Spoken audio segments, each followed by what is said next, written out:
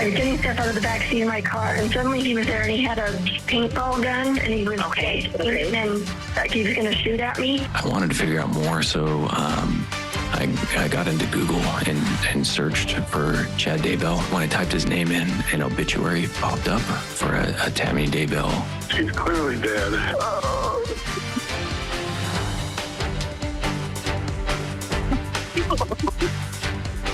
Yeah, she's not even frozen. The prophet choking back tears in court, but will his emotion impact the jury? And some new developments in the death of Sade Robinson as police say her blood was not inside Maxwell Anderson's house. Plus, we're breaking down Tuesday's big hearing for OnlyFans model Courtney Clenny as her attorneys join us on the show live. It's all coming up next for you, plus much more right here on Opening Statements.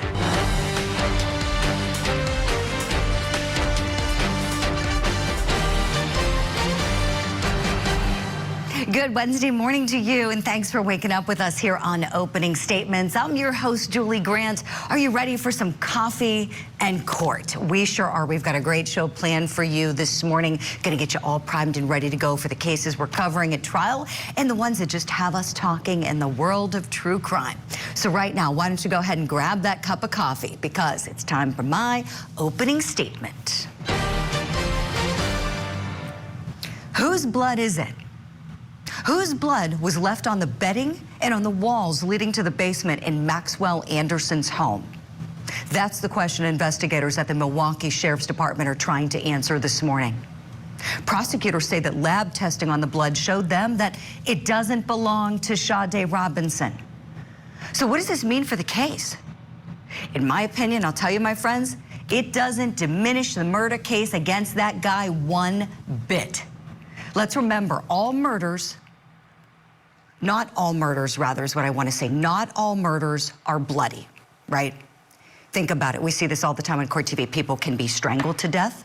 People can be suffocated to death, and blood wouldn't be found at a location where the murder happened, right?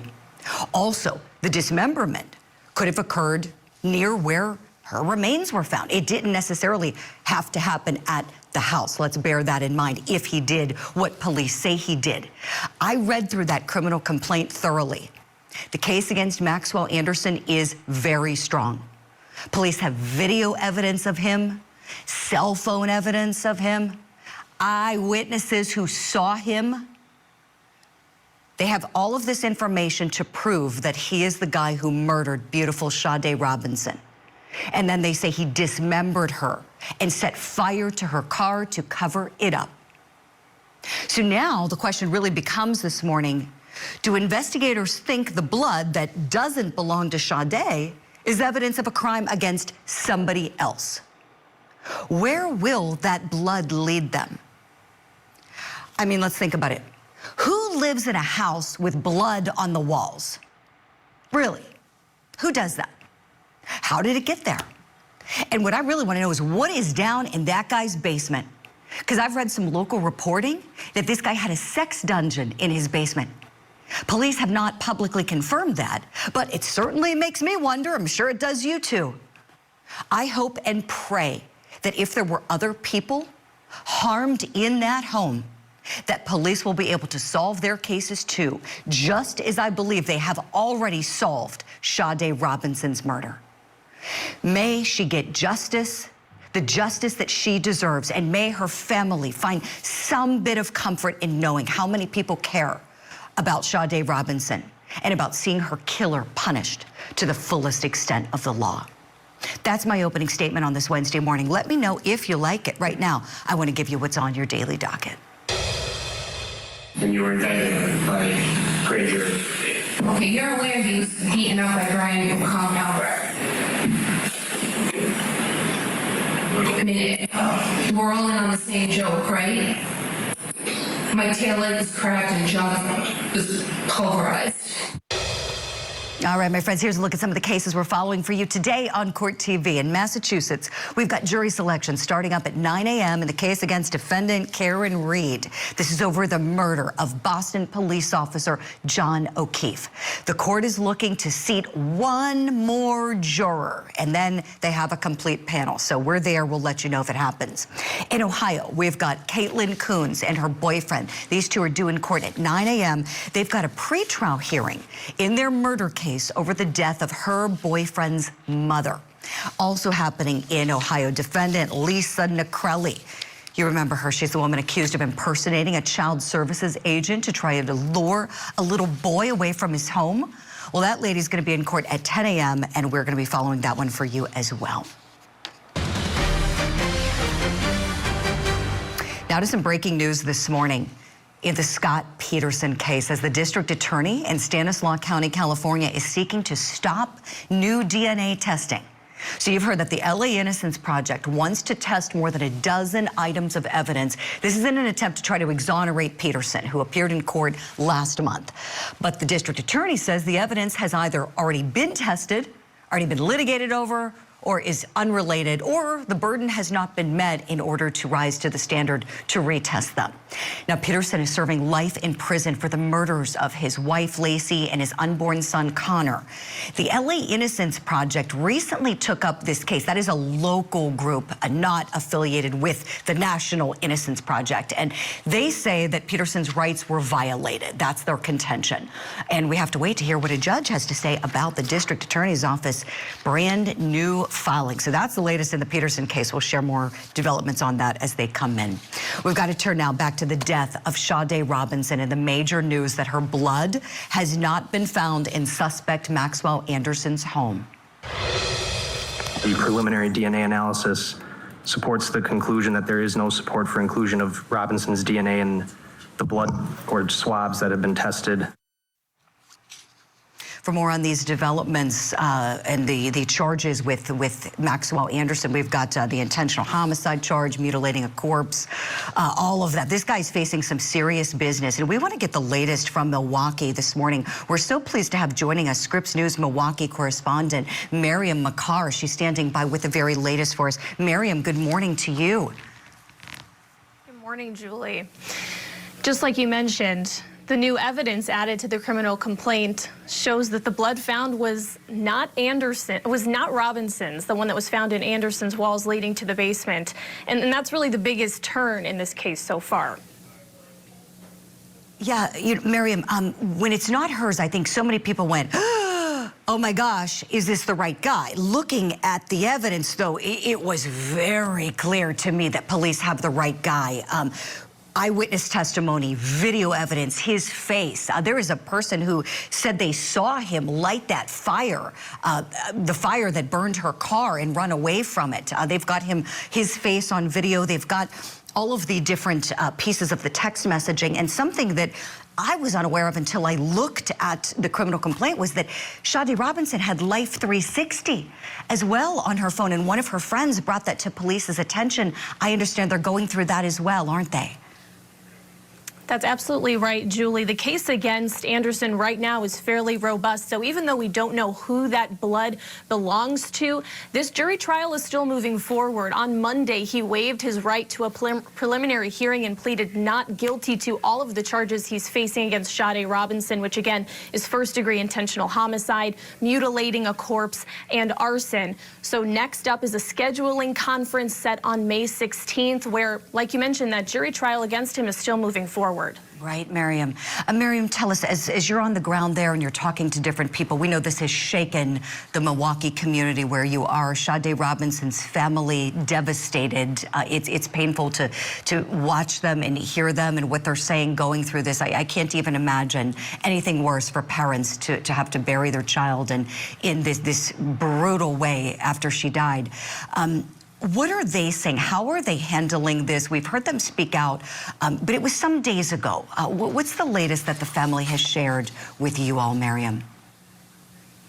As you mentioned, this has been an extremely traumatic few weeks for her loved ones, and as well as the community here, who's really been shaken up by this. A vigil was just held on Friday where so many people showed up in support, and the family actually announced their plans to start a nonprofit in her honor called Sade's Voice. And they're hoping that nonprofit will help families of missing Black and brown women get some closure and just assistance during these nightmare situations.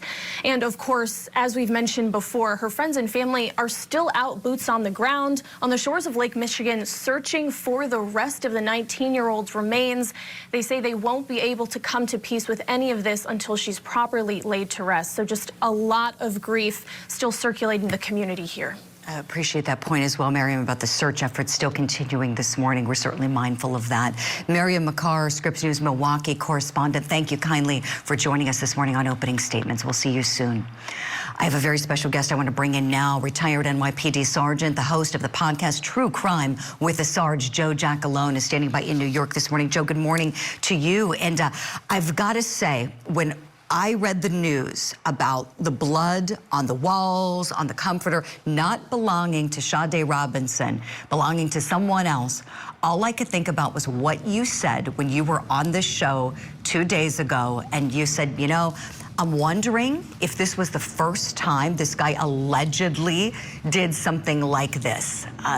Your thoughts when you heard the confirmation from police? Yeah, no, so this is another little interesting wrinkle, and this often happens in investigations where you're investigating one thing and then all of a sudden something else pops up on you that you have to answer out. So they have to answer out whose blood this is, and we don't know the exact amount of blood, but from, you know, what they're talking about, it should be enough significance that they could see it on the way down, going down to the walls. So that's an important aspect. So they need to find exactly where this event happened, and I'm leaning more towards her vehicle. Just because, I mean, her vehicle's parked at this location for, I think it was 3 hours and 19 minutes, according to the affidavit.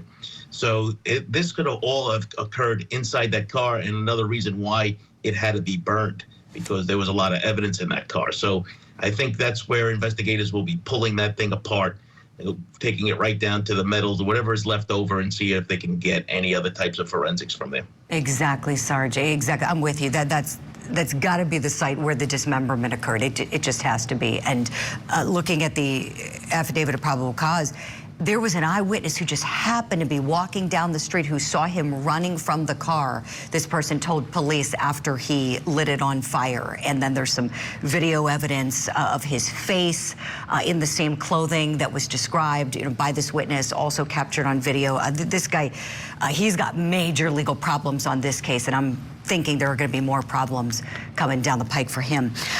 Sarge, I want to ask you about the sex dungeon allegations. So one of the local stations there in Milwaukee, WISN 12 News, learned from law enforcement sources that this guy had what's described as a sex dungeon in his basement. Remember, the blood is on the walls leading to the basement. Apparently they talked to a woman as well who says she knows Anderson, who claims, and this is her words, quoting directly here, quote, I got a little bit of a tour, and he was like, do you want to see the basement? I was like, no, I'm okay. He's like, it's creepy down there. I was like, no, it's okay. Do you think that the sex dungeon, if it does exist in his home, could have been perhaps a factor here in why Sade Robinson was killed? Well, it could be, right? So we don't know exactly what transpires down in that basement or not, but the blood that goes down there, you can think about some other horrific things. And if you remember, I also mentioned on Monday, too, that they need to be looking at companion cases. And I think, you know, recovering of the rest of the remains will tell the entire story, because it could tell us exactly what the cause of death was. Was it a gunshot wound to the head? And then and then that's the reason why that part is missing. Because when you start looking at other open cases that are happening in this area, firearm is the #1 use, and there's over 53 open homicides in Milwaukee over the last couple of years of females who were shot. So the issue that comes down to is if they can find that, recover ballistics, and maybe then match it up to other things. Right now, it's a stretch to we're just speculating on that part, but you have to think about these things, because if there's no forensic evidence in the house, it had to had to happen somewhere else. It's as simple as that. Right, Sarge. Yeah, perhaps the killing and the dismemberment of Sade Robinson happened in a place other than the house. We know they went to the house, but that's a really great point. And I wonder, last question for you, please, Sarge. Do you think the fact that the dismemberment has occurred and officials still haven't found all of her remains might stifle investigators' ability to know exactly how she was killed? Yes, it's going to, we need to get the complete part of her body, every piece of it, because it will tell the entire story, right? Because the medical examiner will be able to tell us exactly what the cause and the manner of death was. We know the manner of death is going to be homicide, but the cause of death is an important aspect, right? Whether it's strangulation, asphyxia, gunshot wounds, stab wounds, or what have you, because then you have to need to look for the murder weapons. You also need to look for the weapons or the devices that were used to dismember the body. If you read the affidavit, it talks about a lot of chopping and a lot of different that. So we're looking maybe for axes. There's a saw that they mentioned in the story too. So there is a bag of evidence somewhere. And remember, the clothes he was wearing doing this have to be found too, because this is the reason why I'm thinking it's the car, because he can go from the car into the house, change, and go. Right. I think you're spot on, Sarge. Sergeant Joe Giacalone, check out his podcast, True Crime with the Sarge. It's excellent. Really appreciate you coming on the show to talk with us this morning. Take care. See you soon. When we come back, here's what we have next here on Opening Statements. Free Palestine. Israel. Zionism. Please say it. One time. Could you do me one quick favor? Could Alec Baldwin be in some more trouble after that altercation with the protester? And attorneys for OnlyFans model Courtney Clenny are joining us live on the show with the latest after Tuesday's big hearing. We are underway in the trial of doomsday prophet Chad Daybell. Prosecutors say they will seek the death penalty against him. Investigators have recovered human remains at Chad Daybell's residence. There's no way, Morgan. I could never come up with this. His wife, Lori Vallow Daybell, has already been convicted. Now, will her husband end up with the same fate? It's just so hard to know where the truth ends. It's the doomsday prophet, Chad Daybell, on trial.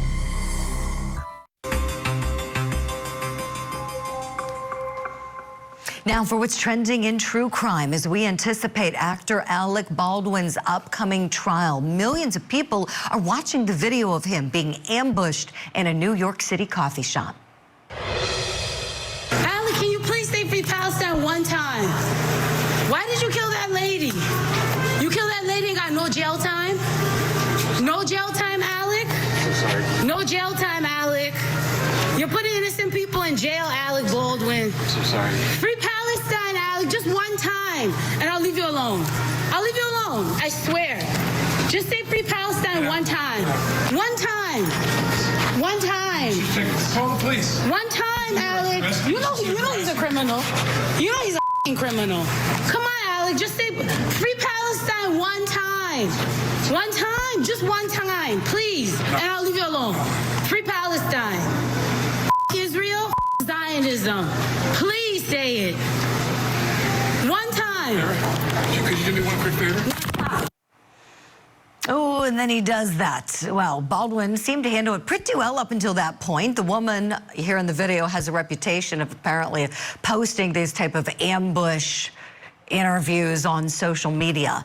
Baldwin's involuntary manslaughter case starts up in July. He's accused of shooting and killing Rust movie cinematographer Helena Hutchins. He's currently out on bond. And if you saw the show yesterday, I touched on this.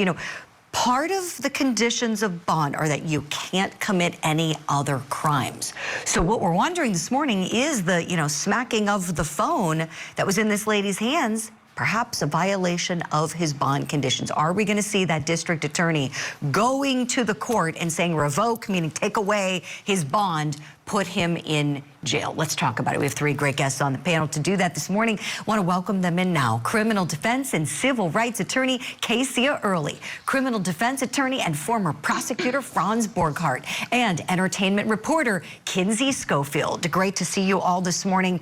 Casey, what are your thoughts on this? If you're Baldwin's defense attorney, how worried would you be? Well, it depends on the conditions of his pretrial release. Typically, you cannot get arrested or your bond will be revoked. So in this case, it depends on whether or not this heckler, this agitator was arrested.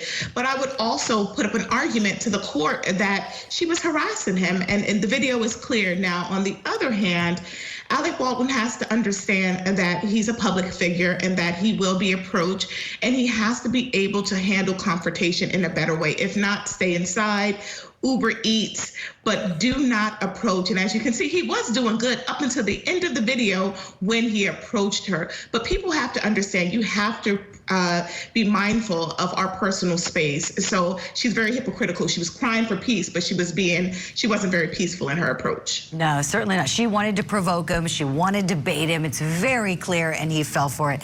Franz Borchardt, we know this is a very ambitious prosecution team, and they have been embarrassed because, remember, they filed the first time. Baldwin's legal team fought a flurry of motions back. They pulled the case out of the system and then refiled. I wonder if we're going to see them go to the court. What are your thoughts on that as a former prosecutor?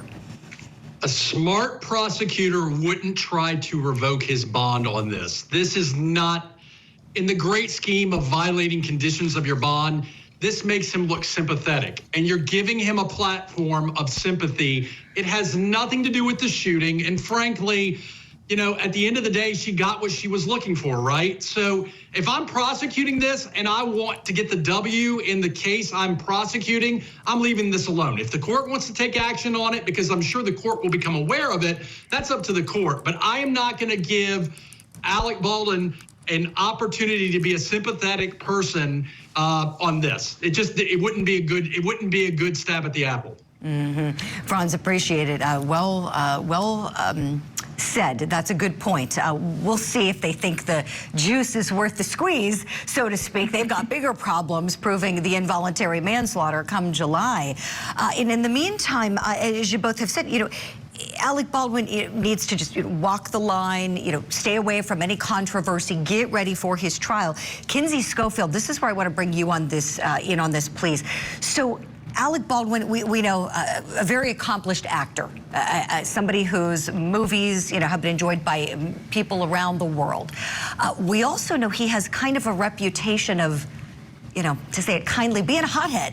You know, I can think way back to when he was married to Kim Basinger, and, you know, and she released those voicemails where he's saying terrible things about his daughter, and, you know, and so I'm wondering if this protester was really mindful of eliciting that reaction, and that this was the intended effect, to try to get people talking in a bad way before he heads to trial for the death of his friend and colleague. Your thoughts on that, please, Kinsey? I mean, I think that's a very good point, because a representative for this young woman told TMZ she's currently consulting with lawyers to figure out her next steps. So was she intentionally trying to get a reaction? I mean, if she's consulting with lawyers, that could obviously translate into a potential lawsuit. However, just to stay on the side of this is a person that loves attention, is constantly seeking attention. She did jump on Twitter shortly after the exchange and suggest that the two collaborate. So perhaps this is all just for show. Yeah, perhaps it really was, Kinsey. Who knows? And thank you for that. That's a great point. The fact that she's involving lawyers, and, you know, and she got a lot of people mad too. One last point, you know, I mean, the things she was spewing were horrible. Really, you know, anti-Semitic things she was saying that certainly would get people upset, and certainly would elicit a reaction of anger and disgust. So all that being said, I guess we'll kind of put a pin in it for now. We'll see what more happens with Alec Baldwin in the coming weeks. Great points from you all. Let's turn to another case that's trending in true crime. Police say that a 14-year-old girl asked her friend to come over after allegedly shooting and killing her own mother. Here's what she told her. She essentially stated that she was invited over to the residence by Carly, was unsure what for. That she had walked in. Carly asked her if she had ever seen a dead body before. She said no. Proceeded to show her deceased mother that was in the bedroom. Showed the gun that she used to shoot her mom. Told Brooke that she had 3 shots for her mom And then she's got 3 more for her stepdad, 2 to the head, 1 to the chest. Oh my gosh. So this is her. This is Carly Gregg, 14. She's charged as an adult for the murder of her mother and the attempted murder of her stepfather. A blogger took a photograph of her in court, and even the other inmates look kind of surprised to see this young girl. She's held on $1 million bond this morning, and there's more. Her attorneys want it to be lowered. They're saying because she's a good student. Apparently, she's pretty smart. She skipped the 4th grade, they say. They think her bond should be reduced. Are you kidding me? Should she have her bond lowered? Let's bring back in our panel. Casey, early, I want to start with you, and also for our audience members who may not know, you've spent many years working in the juvenile court system. Talk to us here, please. Your thoughts on this girl? Yeah, juvenile court system, but she's being tried as an adult. And in my opinion, I don't even believe she should have even had a bond, because here in Florida, we have an author here, and proof evident, presumption great. And there is great substantial evidence here that she's guilty of the allegation. So absolutely not. Do not lower this bond. This is a serious crime punishable by life. And what she did afterwards is very scary. So no, I don't think so. I'm with you, Casey. And I like what you said there. Why even any bond? You know, I mean, I don't know what the family's financial picture is. You know, who knows? But we know a lot of things are possible when you get a good bail bondsman. Franz Borgard, to you next, please. Your thoughts on this girl? I think it's going to be problematic prosecuting her as an adult at 14, where she seemingly has some pretty flagrant mental health issues. That being said, the bond, I think $1 million bond is absolutely appropriate in this case, and I don't think she's going to get out. I'm curious to see if they maintain the adult prosecution or if at some point that modifies. Franz, good point. I want to make another point here that was made by her attorney, and this has me wondering, and what more we're going to find out about this. But let's take a listen to what her counsel said to the court about her changing her medication. I believe she had been taking Lexapro. And do you know how long she'd been taking Lexapro for? It was, to my understanding, she had changed it at the end of the week beforehand, but not sure the exact date. The end of the week before the incident? Yes, in the prior week, yes, ma'am. Okay, so the child is taking psychotropic medication. It was changed prior to the incident. Her lawyers, of course, are going to capitalize on this. What many of us in our Court TV newsroom are smelling is maybe some kind of an insanity defense. That's what we're wondering about. We're going to get more information, perhaps, about what her diagnosis or diagnoses were at a later date. Kinsey Schofield, I want to go to you on this. I know that you're well aware of how this has so many people talking. It's stunning. What is sort of the sentiment from the public on this that you're seeing when you hear about this 14-year-old allegedly doing a murder and an attempted murder and not being one bit remorseful about it? Well, I mean, surprisingly, it's a lot of people are saying what Franz is saying, that there are heated conversations about the justice system and revenge versus rehabilitation and her age, and should she be tried as an adult, especially if she's got all these mental issues or mental health issues. So while people are horrified by the crime, I think that a lot of people want to know more about her backstory. Definitely, Kinsey. I do too. I am very curious how one gets to that situation. And she's looking like she's not bothered, you know, sitting in court, facing the charges. I mean, she could be never seeing the light of day and apparently looks unfazed. This child is deeply disturbed and I think a big threat to society. Let's hope she stays locked up. A big thank you to you all. So Kinsey, we have to say goodbye and thank you to you and let you get on with your day. Always wonderful having you on the program. Kinsey Schofield, thank you kindly. We've got Casey Early staying with us for what is tipping the scales of justice. And guess what? Today, Franz Borgard's back for Court TV Live. Here's what's coming up next here on Opening Statements. It's per se inadmissible. If it's an attorney-client privilege information, they can't use it against the decedent parent or decedent or anybody else. We have some special guests joining us on the show next with the very latest on the murder case against OnlyFans model Courtney Clenny and the computer crimes case brought against her and her parents. Guess who's on the show? Courtney's defense lawyers. And guess who was called to testify at a hearing yesterday? One of her lawyers. We'll talk about it all and explain next. And Chad Daybell breaks down in court. How might his emotional display tip the scales of justice? Stay with us.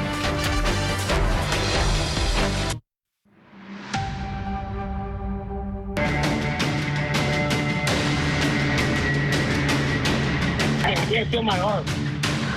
What, ma'am? But my boyfriend is dying of a stabbing. Ma'am. Yeah, you should go. Because you just killed your boyfriend. Yeah, you did. We are charging 26-year-old Courtney Taylor Clenny with 1 count of second-degree murder in Christian's death. This morning, we're spotlighting some brand new developments in the OnlyFans model homicide case. Courtney Clenny and her mom and dad appeared to be in good spirits in court on Tuesday. There they are arguing, there she is rather, arguing with her attorneys. Let me just start over. They were all in court. Her attorneys were arguing over whether or not Clenny and her parents had legal rights to access her boyfriend Christian Abumseli's laptop that was recovered at the crime scene. Prosecutors have said no, but Courtney Clenny's defense attorneys have said yes, that it was a shared laptop. Now look at this. Look who's in the witness box there. The biggest moment of the hearing was when one of her criminal defense attorneys took the stand, saying why the discussions about accessing the laptop were protected by attorney-client privilege. Take a look. Ms. Courtney Clenny was vaporated because she was in a very bad place mentally. And so she was vaporated. The parents then flew in. I can't remember exactly the date they arrived, but I met with them in my office in Coral Gables in person again on, I think, April 6th or 7th. I'd have to go back to my text messages, but that is when we all decided, I had very specific, clear memories of speaking to them, that this, based upon the media attention that was almost immediate, that they're going to need representation as well to navigate through this. Was it your understanding that you were their counsel from that date? Yes. Are you familiar with the substance of the messages that are discussed in the warrant, defenses B? Those are the ones with respect to the laptop? Yes. Yes. Were those confidential communications? Yes. Were they communications to you and your clients? Yes. All right, and we've got that attorney you just saw there, Frank Prieto, and Courtney Clenny's other attorney, Sabrina Puglisi, joining us live on the program this morning to talk about this. Oh my, okay, so we've got Courtney's other attorney questioning you, Frank, calling you as a witness to explain all of this. What a mess. Talk to us, please, about what you went through yesterday and whether there's any resolution this morning, please. Well, Julie, again, thanks for having us to discuss these very interesting issues that you've highlighted here. Yeah, things have taken a turn for the bizarre. If you would have told me at the beginning of this case I would be testifying in a hearing about my attorney-client relationship, I would have said no way.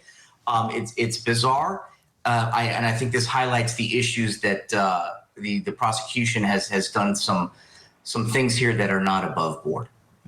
So the government here is trying to make this accusation that Courtney, your client, and her mom and dad, also your clients, that was what really the sum and substance of this was, whether that relationship existed at the time, were accessing this laptop.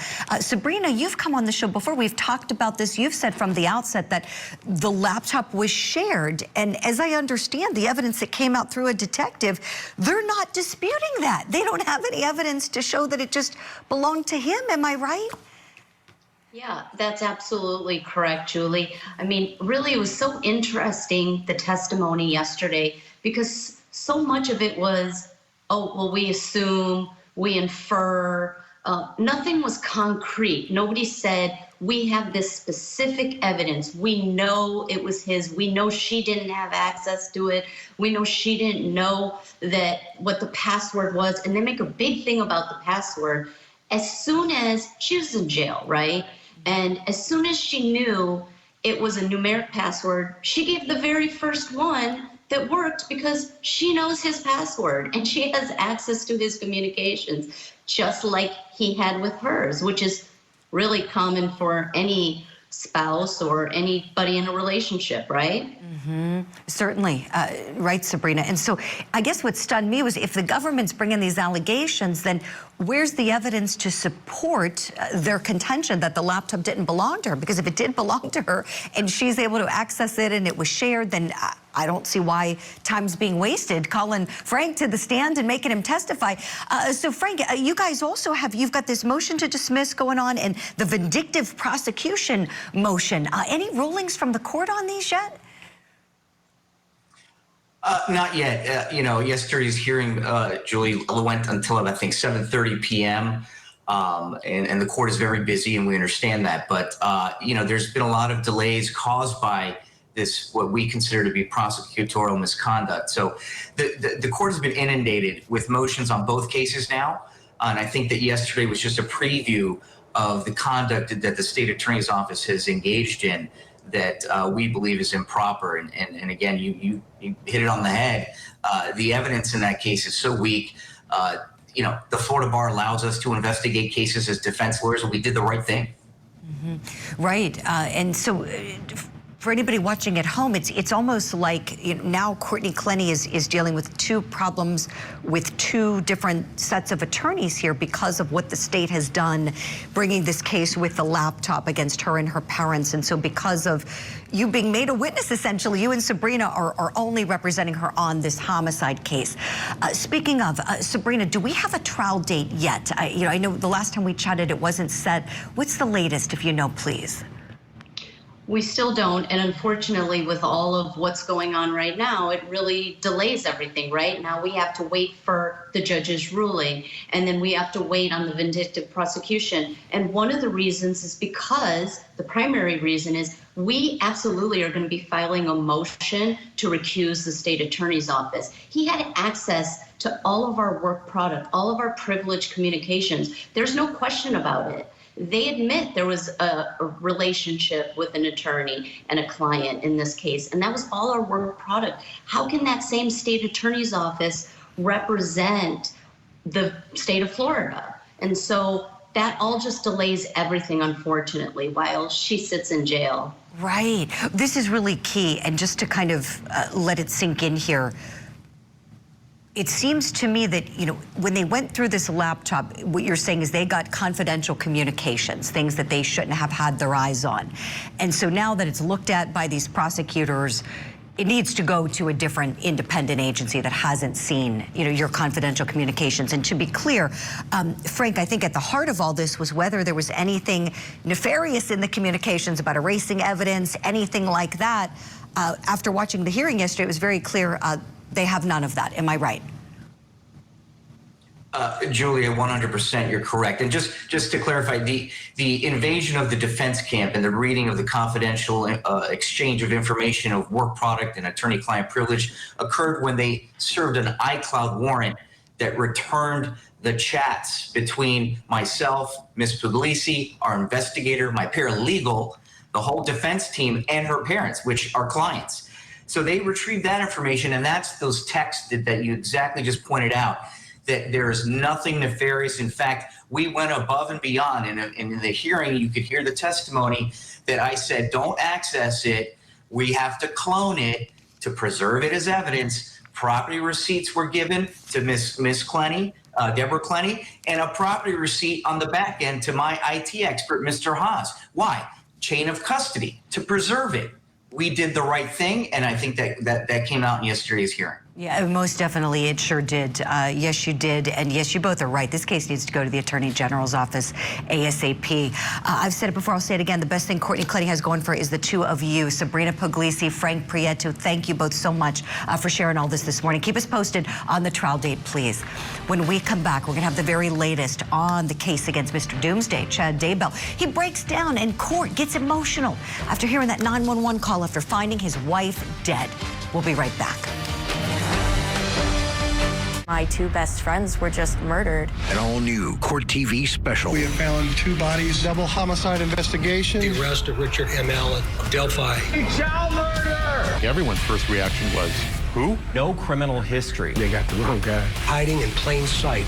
He's either the unluckiest guy in the world, or He was there. The Delphi Murders, the case against Richard Allen, premieres Sunday, 8/7 Central, only on Court TV. Now for what's tipping the scales of justice, testimony resuming at 10:30 a.m. in the Doomsday Prophet murder trial Tuesday. The state presented Chad Daybell's 911 call after finding his wife deceased, which brought this emotional moment out from the normally very stoic defendant. Take a look. I'm Chad, the husband. She's clearly dead.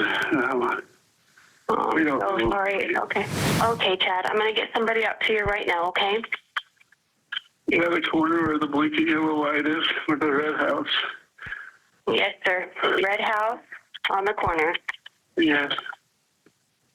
Blinking yellow light. Right. Okay. We'll get somebody out to you, okay? I'm so sorry. Okay. If you need anything else, you call me back, okay? Okay. Okay, bye-bye. Oh, you see John Pryor handing the prophet the Kleenex there after he's getting emotional. Do you buy it? Are those real tears? Are they crocodile tears? And how will it affect the jury? Let me bring in our guest. She's a practicing criminal defense attorney and civil rights attorney in Florida, Casey Early, on the program today. All right, Casey, what do you think? Watching this, tell me what's jumping out at you, please. You know, everything about this Daybell case is anti-coincidence, right? We're talking about the near-death experience of Brandon, and then shortly thereafter, Tammy is dead, and then there were other shootings and the murders. Everything just orchestrates and fits perfectly with his involvement and Lori's involvement. And this is, those tears, they could be tears of remorse. I mean, he could be clearly missing his wife and maybe was in too deep, but I don't buy it. I don't believe the jury buys it because of everything else that has come out so far in this trial. Right, Casey. You know, and speaking of the jury, you know, you've tried many cases in front of juries. In your experience, have you noticed that they really pay attention at moments like that one? Every detail. You know, I tell my clients all the time that the moment you walk into the courthouse, not the courtroom, you are on stage. You make sure you hold that elevator. You make sure you're not holding conversations because you don't know who that potential panel is. And then once the panel is picked, everything about you is being critiqued. So you really have to make sure you're sitting up. If you're tired, make sure you don't fall asleep because everything will be taken into consideration because you are on the stand even when you're not on the stand. Oh, I love that. You're so right about that. You're so right, because courthouses, you know, we don't get to show all around the courthouse on Court TV. We're just confined to the courtroom. As you know, Casey, there are even restrictions in many courthouses where you can use a cell phone in certain locations. It's not like we can go roaming. You're right. There are those encounters that start the minute you walk in the door or walk, you know, on the sidewalk heading to the courthouse. You may be walking alongside other prospective jurors. So that's an excellent point, how one behaves at any moment. And Chad Daybell, we know, has been very stoic in his behavior in the courtroom. He is locked up, so there's no chance of him being courteous and, you know, holding an elevator for anybody. He's there. What do you think that stoic poker face does for him overall?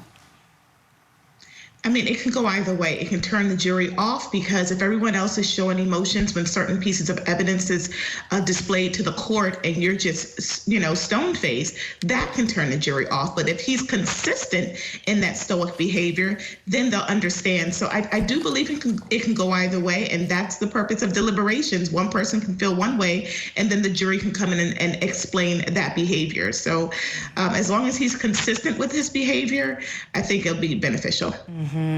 Casey, tell me, a last question for you, please. Do you think that this was advantageous to Chad Daybell to file the motion to sever, waive his speedy trial rights, let Lori's case go first, let his attorney sit in there, take notes, and then proceed to trial second?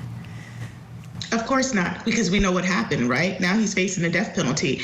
But it also depends, right? I file a lot of demand for speedies. As soon as I get a case, I'm researching it, I'm investigating my case. But there's times that I have to waive speedy because it's best to be prepared than to rush and not be prepared, and then your client is found guilty. But unfortunately, in this case, he's facing a death penalty when, of course, Lori has a life sentence for pretty much the same crime. Right. I'm sure you would have, to even contemplate the waiver, you would have said, well, is the death penalty going bye-bye? You know, that would be in exchange for the waiver, something big like that, taking it off the table.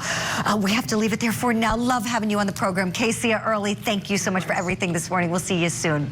And by the way, friends, Lori Vallow is going to be in court today at 11:30 a.m. Eastern Time. She's got a case management hearing in Arizona over the death of Charles Vallow. We're watching that one for you, too, as well. That's it for opening statements. Thank you for being with us for the show. We'll be right back and talk more about Courtney Clenny.